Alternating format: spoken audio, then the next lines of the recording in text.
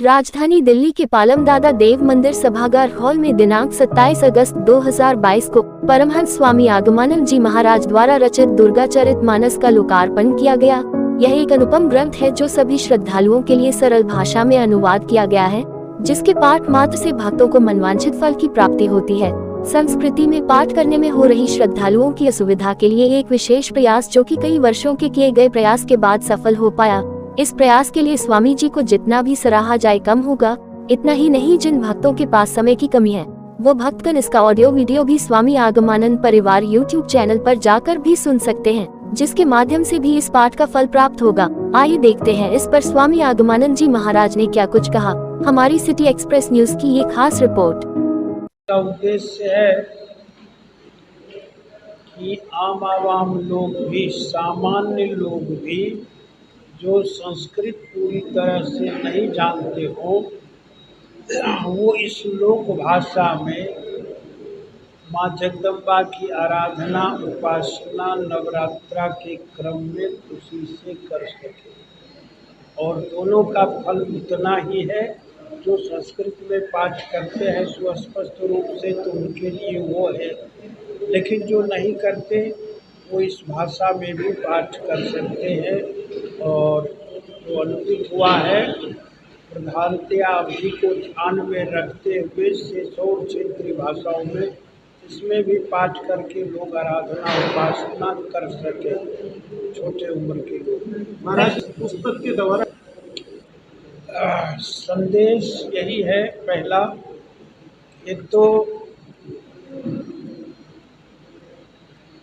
संपूर्ण विश्व में जो शाश्वत सत्य सनातन धर्म है उसको लोग जाने समझें अच्छी तरह से।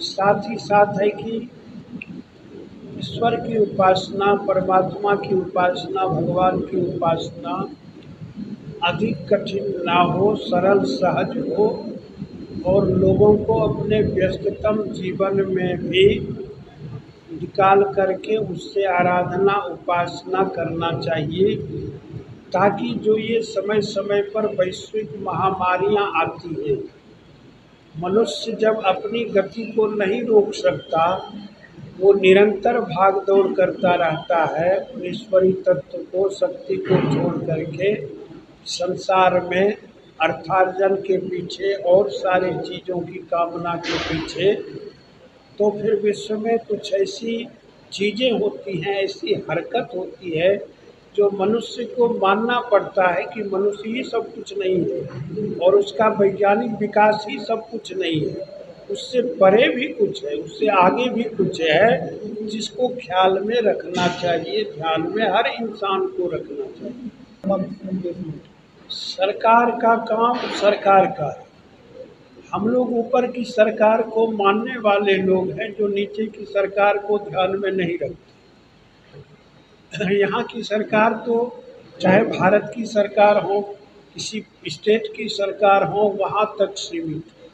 विश्व के अन्य देशों की भी सरकारें हैं, बहुत सारे ग्रह नक्षत्र के सरकार का पता नहीं है, लेकिन सारे ग्रह नक्षत्र के भी सरकार हैं जो उन सरकार को हम लोग मानते हैं और उनके निर्देशन में बिना सरकार से आशा अपेक्षा के जनसेवा का ख्याल रखते हैं।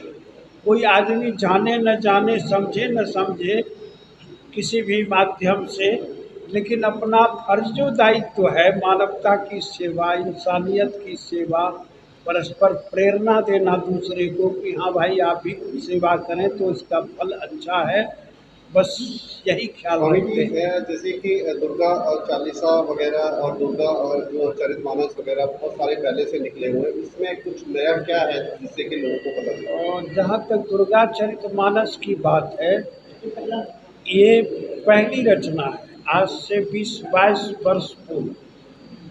इसके बाद कुछ कुछ लोगों ने निकाला है दुर्गा चरितमानस नाम से भी, और दुर्गा चालीसा भी पहले निकला हुआ है। लेकिन जिस भाषा साहित्य का प्रयोग गोस्वामी जी महाराज ने हनुमान चालीसा में किया है, जो आज भी पूरे विश्व में मशहूर है, उसी भाषा शैली के प्रयोग का प्रयास किया गया है। इसको जो साहित्य के लोग हैं, बड़े बड़े यूनिवर्सिटी हैं, उनमें जो एचओडी है विभाग के, वो जब इसको देखेंगे, जानेंगे, समझेंगे, लगभग 50 विद्वानों की सम्मतियाँ हैं इसमें, संत लोगों की, कि उस कृति का महत्व धार्मिक दृष्टि से कितना है, साहित्यिक दृष्टि से, सामाजिक दृष्टि से, व्यवहारिक दृष्टि से कितना है, साधनात्मक दृष्टि से कितना है, ये सारे के सारे मूल्यांकन तो विद्वान मनीषी लोग कर रहे हैं। गुरुजी, एक मैगजीन के माध्यम से पता चला था कि आप काफी दिनों तक बिना खाए रह सकते हो, ऐसा कैसे कर पाते हो आप? है क्या, हर मनुष्य में एक स्टोर है, पावर का, एनर्जी का स्टोर है। तो स्टोर करने पर जिस प्रकार हम आप बैकअप में एनर्जी स्टोर करके फिर चार्ज करते हैं भिन्न भिन्न चीज़ों को, बॉडी में भी एक स्टोर है। उस स्टोर में जो जमा चीज़ है उससे थोड़ी थोड़ी खर्च किया जाता है। साधु लोग जब दुरूह में, बिहड़ में पड़ते हैं, जंगलों में, कंदराओं में, पर्वतों पर, तो इसका ही उपयोग किया करते थे। और उसका एक बूंद अगर चला आता है तालू कुहर में कोहवा पर, तो उसे अमृत कहते हैं। और उसको पान करने के बाद फिर क्षुधा, तृषा सब मिट जाती है स्वयं। ये क्रिया, योगिक क्रिया करें। गुरुजी, ये किताब लिखने में कितना वक्त लगा आपको और कहाँ कहाँ अवेलेबल है? ये किताब लगभग प्रांतों में भी उपलब्ध है, अधिकाधिक भारत के प्रांतों में भी, दिल्ली में भी उपलब्ध है, अन्य प्रांतों में, बहुत सारे जिलों में भी ये उपलब्ध है। कुछ खास जगहों का नाम बता सकते हैं जहाँ से लोग लेना चाहें तो ले सकते हैं? ले सकते हैं। वैसे अधिकाधिक प्रयास जो पढ़ने वाले लोग हैं उनमें ये किताब हमारे भक्त लोग लेकर के वितरित करते रहते हैं उपहार के रूप में किसी खास अवसर पर। अब तो पुस्तक लेकर के पढ़ने पढ़ाने की प्रथा घटती जा रही है। सारे चीज़ सोशल मीडिया में सिमट रहे हैं। बहुत सारे विद्यालयों में, महाविद्यालयों में, पुस्तकालयों में पुस्तकें सिमटी पड़ी हुई हैं, धरी हुई हैं। सभी चीज़ें चूँकि नेट पर आ गई अधिकाधिक, उनमें से बहुत सारी चीज़ें ऑथेंटिक भी हैं, बहुत सारी ऐसी चीज़ें भी हैं नेट में जो पूर्णतया ऑथेंटिक नहीं कहा जा सकता। जिनके पास जो जानकारी है, अपने जानकारी के अनुसार जो मैटर तैयार हुआ वही उसमें डाला गया है ना, पूर्ण परिशुद्ध उसे नहीं कहा जा सकता। इसके लेखन में लगभग मुझे 3 वर्ष लगे।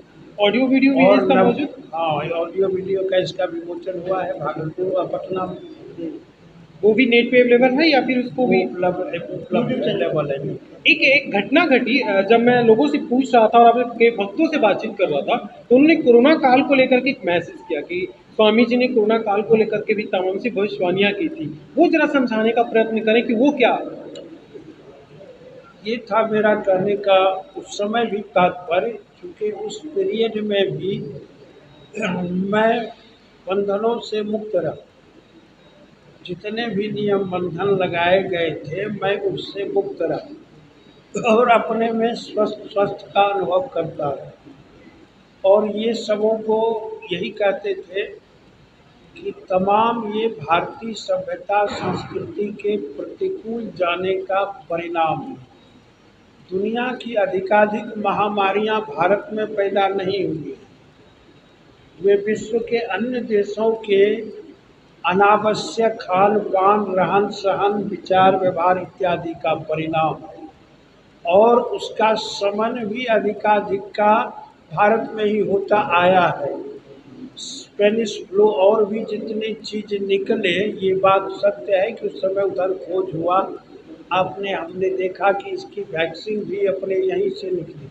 इसके पहले जो हमारे योग और आयुर्वेद थे, उन्होंने ही दुनिया के तमाम देशों को संरक्षित किया, रक्षा की है इस चीज़ों से। ये सारे के सारे लोग अवगत हैं। तो यही कहते रहते थे कि ये सब चीज़ भी टल जाएगा, इसमें धैर्य से आत्मशक्ति को बढ़ा करके और प्रकृति के साथ चलने की बात है। उसके विपरीत जाने से